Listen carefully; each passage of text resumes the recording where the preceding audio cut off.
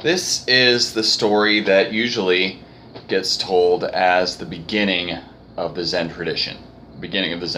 So, the Buddha was this historical figure. He was a beloved spiritual teacher, and people would just follow him around. They would just follow him around and wait for him to say something really wise, something to encourage or awaken them.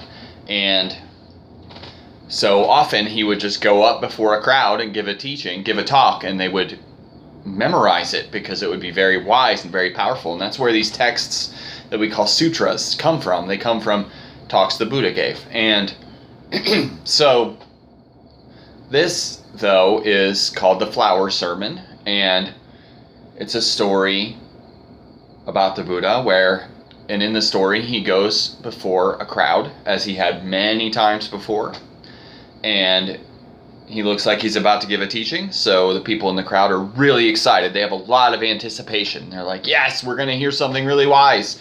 And the Buddha stands there for a minute, and then he just pulls out a flower and shows them the flower. I thought about getting a flower for this, and I didn't do it. So he just shows them the flower, and the people in the crowd, they're like, what the fuck? Right? Why? I wanted a real teaching, right? They were held by their expectations and their memories of previous teachings and their disappointment. So they're all just really struggling with this. They're all looking at each other. It's really awkward and weird, and they don't know what to make of this. But just one guy in the crowd saw the flower and smiled.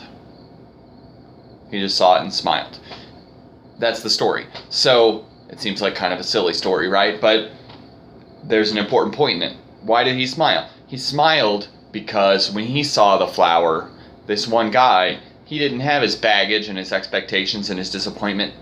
When he saw the flower, he just saw a flower. Nothing extra. Just a flower. And it was a pretty flower, so he smiled. So that's what we can learn from this story. We don't have to bring all our baggage into every situation. Sometimes a flower can just be a flower. And that is what this figure, his name was Mahakasyapa, which is kind of hard to say. This is what Mahakasyapa can teach us.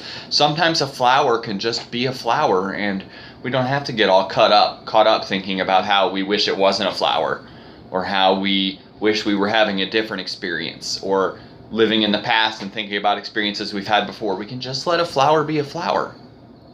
So I think that's really great. So thank you for taking the time to listen to this talk. I'm going to try to do more story type talk things. We'll see if I do it though. Have a good day.